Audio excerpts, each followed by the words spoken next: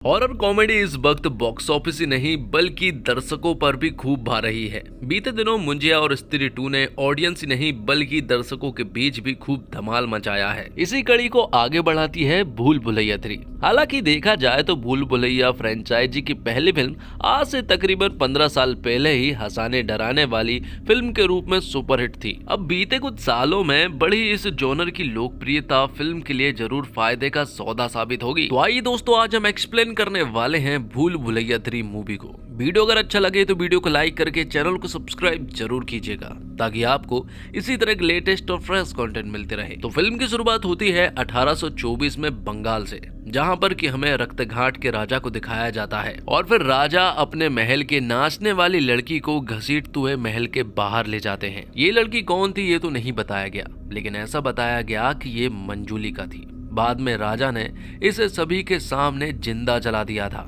और जब वो जलकर राख हो गई और जब सभी यहाँ से चले गए तो उसकी आत्मा बाहर निकल कर आई। उसने एक मास्क पहना और जिसने उसे आग लगाई थी यहाँ उस औरत ने उसे जान से मार दिया। जिसके बाद कहानी प्रेजेंट में आती है और आज के वक्त में रूहान रूह बाबा बनकर लोगों को बेवकूफ बना रहा है। पाखंडी बाबा बना रूहान अपने चेले के साथ मिलकर लोगों की गलतियों को भूत बाधा बताकर और गंगा जल की पिचकारी मारकर माफ करवाता है। इसके बदले उनकी कीमती चीजों को वो साबित बताकर उनसे वो चीज छीन लेता है। लेकिन ये ढोंगी रूह बाबा नहीं जानता कि जल्द उसकी मुलाकात एक असली भूत से होने वाली है जो उसकी नाक में दम कर सकता है। तो रूह बाबा की सर्विस को इस्तेमाल करने वालों को भी पता है कि वो फर्जी बाबा है और उन्हीं में से एक थी मीरा और उसके मामा। उन दोनों को मालूम है कि रूह बाबा फर्जी बाबा है। वो उसका वीडियो बना लेते हैं और उसे ब्लैकमेल करने लगते हैं। वो उससे कहते हैं कि हमें तुम्हारी ये फर्जी सर्विस चाहिए, बदले में हम तुम्हें 1 करोड़ रुपए देंगे। तो मीरा बाबा रूहान को अपने गांव रक्तघाट ले जाती है,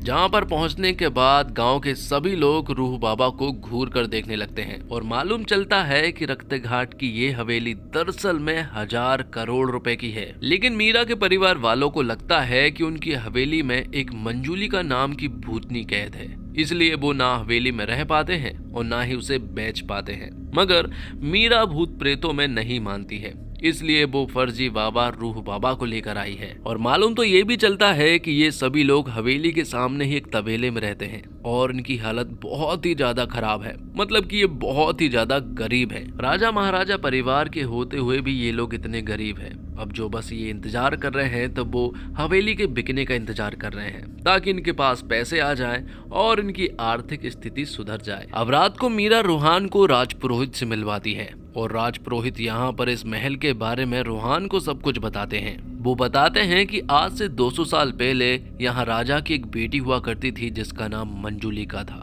मंजूलिका हर एक चीज में बहुत तेज थी, जैसे नृत्य करना हो, हथियार चलाना हो, वो सभी चीज में निपुण थी और उसे ऐसा लग रहा था कि आगे चलकर वही इस गद्दी को संभालेगी। लेकिन कुछ समय के बाद राजा की दासी से राजा को एक पुत्र प्राप्त हुआ जिसका नाम था देवेंद्रनाथ। जैसे जैसे देवेंद्रनाथ बड़ा होता गया, देवेंद्रनाथ के लिए राजा का प्यार भी बढ़ता गया और फिर राजा ने डिसाइड किया कि उनकी गद्दी मंजूलिका नहीं बल्कि उसका बेटा देवेंद्रनाथ संभालेगा। जबकि मंजूलिका को ऐसा लग रहा था कि वो इस गद्दी को संभालेगी, लेकिन ऐसा नहीं हुआ। तब वो देवेंद्रनाथ से जलने लगी और उसने देवेंद्रनाथ को एक दिन मार भी दिया। लेकिन जब ये बात मंजूलिका के फादर मतलब कि राजा को मालूम चली तो उन्होंने सभी के सामने मंजूलिका को जिंदा जला दिया। लेकिन फिर तब से मंजूलिका की आत्मा भटकने लगी और मंजूलिका ने यहाँ अपने पिता को जान से मार दिया था। और फिर बाद में राजपुरोहित के पूर्वजों ने यहाँ इस महल में एक बहुत बड़ा हवन करके मंजूलिका को एक कमरे में कैद कर दिया और उसके ऊपर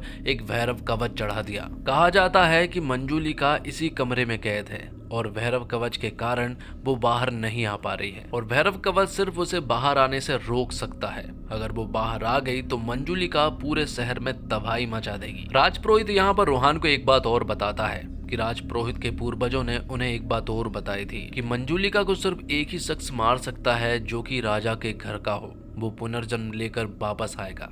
मालूम चलता है कि गांव के लोग यहाँ रूहान को इसलिए घूर कर देख रहे थे क्योंकि रूहान की शक्ल देवेंद्रनाथ से मिलती है और यहाँ राजपुरोहित को ऐसा लगता है कि रूहान ही वापस आया है पुनर्जन्म लेकर मंजुलिका को मारने के लिए। जबकि रूहान को तो हवेली पर इसलिए लाया गया है ताकि वो दुर्गा अष्टमी के दिन एक नकली पूजा करके यहाँ मंजुलिका को भगा दे और ये हवेली बिकने लायक हो जाए। जिसके बाद अगले ही दिन रूहान का एक राज अभिषेक किया जाता है। क्योंकि उसकी शकल देवेंद्रनाथ से मिलती है इसलिए उसे राजा के रूप में सब स्वीकार कर रहे थे। लेकिन तभी यहाँ पर एंट्री होती है छोटे पंडित, बड़े पंडित और पंडितायन की, जिनका मानना यह है कि रूह बाबा कोई असली बाबा नहीं बल्कि एक पाखंडी है जो कि यहाँ पर लोगों को बेवकूफ बना रहा है। लेकिन यहाँ पर रूह बाबा एक चाल चलता है। अब क्योंकि उसका पुनर्जन्म हुआ है इसलिए वो गांव वालों से कहता है कि 200 साल पहले ये लोग वही लोग हैं जिन्होंने राजा का सोना चुराया था, जबकि ये लोग तो राजा की सेवा किया करते थे,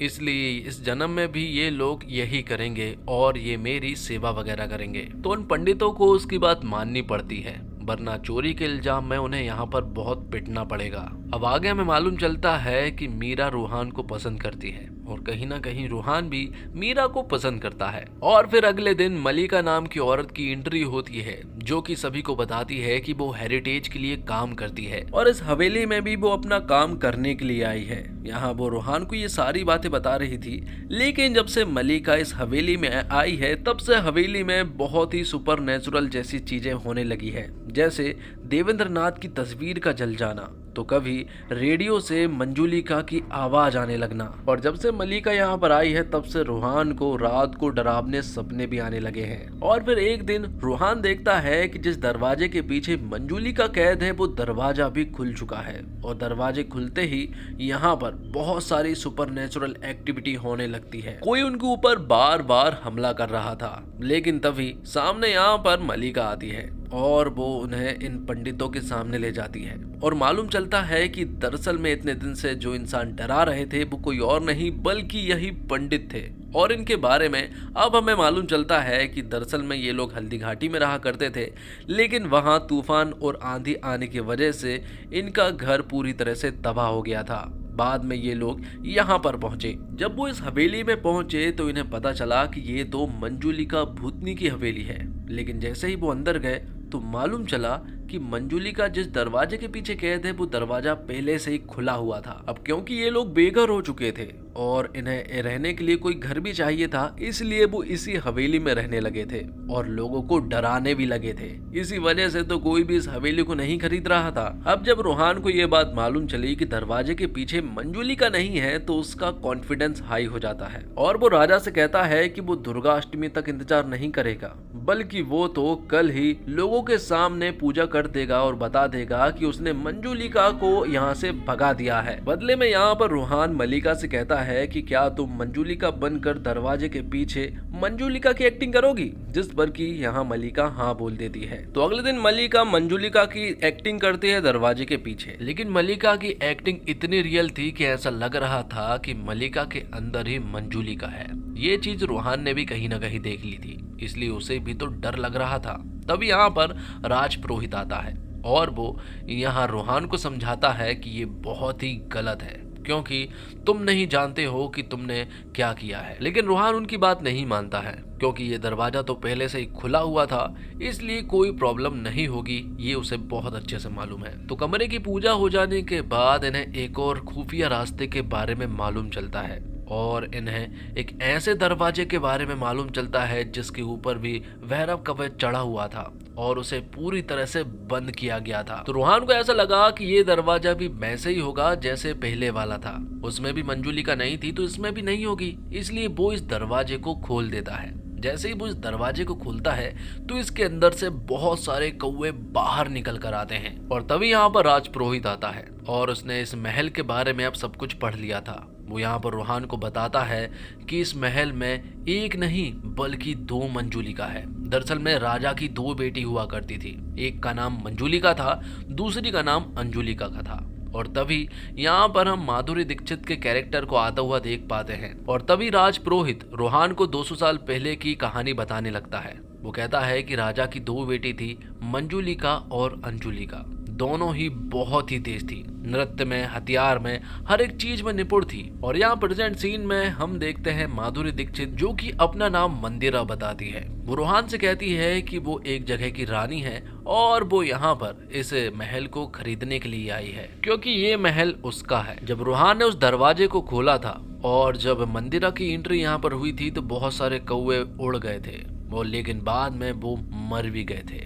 जिसके बाद हम देखते हैं कि मंदिरा और मल्लिका का जब आमना सामना होता है तो दोनों एक दूसरे की गर्दन पकड़ लेते हैं जैसे वो दोनों एक दूसरे की खून की प्यासी हो। तो अब आगे मंदिरा जो है वो राजा से मिलती है और राजा से कहती है कि वो इस महल को 1000 करोड़ में खरीदना चाहती है, लेकिन वो ये इस महल को दुर्गा अष्टमी के दिन खरीदेगी। यहाँ हमें कुछ बातें मालूम चलती है कि जैसे मंदिरा भगवान में बिल्कुल भी नहीं मानती है, वो मंदिर के अंदर जाने में भी बिल्कुल विश्वास नहीं रखती है। जब से वो यहाँ पर आई है मल्लिका और मंदिरा के ऊपर लोगों को शक होने लगा है कि इन दोनों में से ही कोई मंजूलिका है और रोहान को ऐसा लगता है कि मल्लिका मंजूलिका है, तो वहीं मीरा को ऐसा लगता है कि मंदिरा मंजूलिका है। तो मंदिरा तो इस महल को दुर्गा अष्टमी के दिन खरीदना चाहती है, लेकिन तभी यहाँ पर खन्ना नाम का एक आदमी आता है और वो इस महल को आज के आज खरीदना चाहता है। तो राजा भी मान जाता है महल बेचने के लिए, लेकिन उसी रात खन्ना की जान चली जाती है। खन्ना को मास्क वाली आत्मा ने मार दिया था। अब महल के अंदर और भी ज्यादा सुपरनेचुरल जैसी चीजें स्टार्ट हो जाती है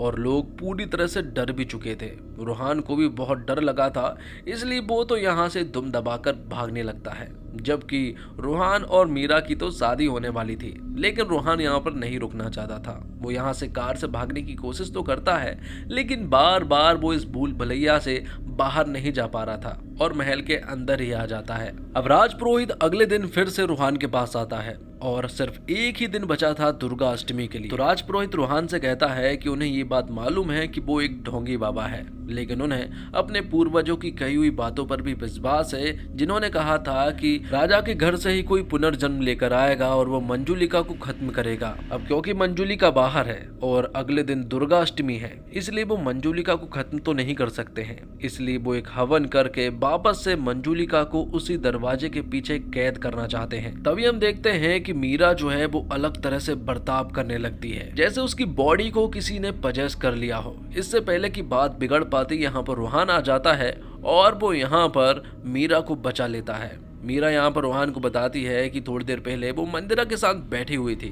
तब यहाँ पर रोहान को समझ आता है कि जरूर मंदिरा ही असली मंजूलिका है। तब रोहान मंदिरा के पास जाने लगता है क्योंकि उसे ऐसा लग रहा था कि मंदिरा ही मंजूलिका है। लेकिन तभी हम देखते हैं कि मंदिरा को यहाँ पर मल्लिका घसीटते हुए ले जाती है और उसे बुरी तरह से मारने लगती है। वो उसे ऊपर ले जाकर नीचे फेंक देती है। तो अब सभी को ये बात मालूम चल चुकी थी कि असली मंजूलिका मल्लिका ही है। इसलिए यहाँ पर रोहान मल्लिका के चारों तरफ आग से घेरा बना देता है और खुद बाहर आ जाता है। बाद में वो मंदिरा को उठाने के लिए जाता है क्योंकि उसे बहुत चोट लगी हुई थी। लेकिन जैसे ही रोहान मंदिरा को उठाता है तो यहाँ पर मंदिरा कहती है कि उसने गलत मंजूलिका को आग के घेरे में डाल दिया है क्योंकि असली मंजूलिका वो है।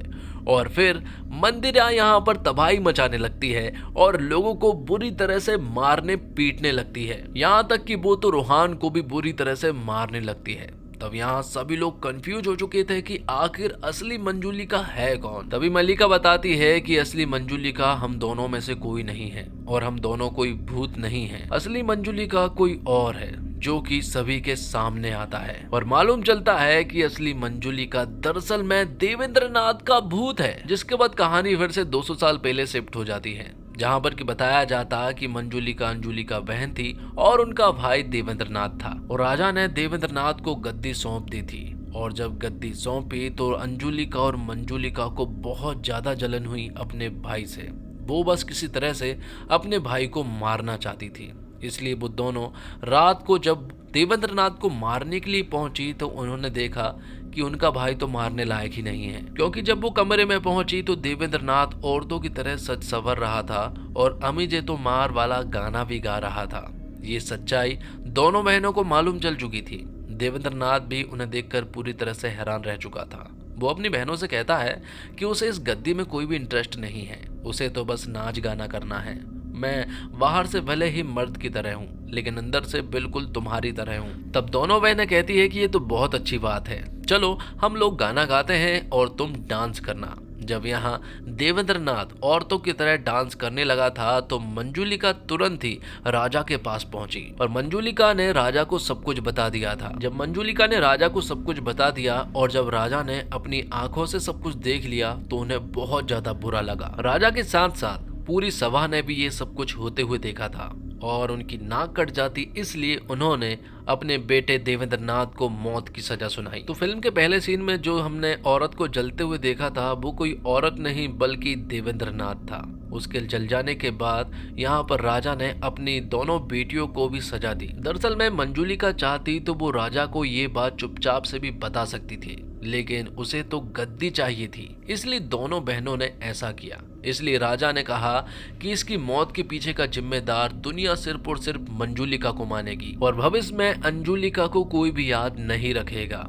और इन दोनों को ही देश निकाला दे दिया जाता है। तो प्रेजेंट सीन में जो सारी चीजें हुई हैं वो सारी चीजें देवेंद्र नाथ ने की हैं और दोनों बहनें जाने अनजाने में ही यहाँ पर पहुंच चुकी थी। देवेंद्र नाथ तो पहले ही दिन यहाँ अंजुलिका और मंजुलिका को मार सकता था, लेकिन देवेंद्र नाथ दोनों बहनों को इतनी आसान मौत नहीं देना चाहता था। वो उसी तरह में उन्हें मारना चाहता था जिस तरह से उसे मारा गया था। महल में जितनी भी सुपर नेचुरल एक्टिविटी हुई थी वो सारी सुपर नेचुरल एक्टिविटी देवेंद्र नाथ ने की थी। तो अब देवेंद्र नाथ इन दोनों बहनों के साथ साथ महल में जितने भी लोग हैं उन सभी लोगों को आग में जलाकर मारने वाला है। लेकिन देवेंद्र नाथ अब उस जगह पर फंस जाता है जहाँ पर कि रूहान ने गंगा जल छिड़क कर रखा हुआ था, इसलिए अब वो कहीं पर भी नहीं जा सकता है, वो एक ही जगह पर खड़ा रहेगा।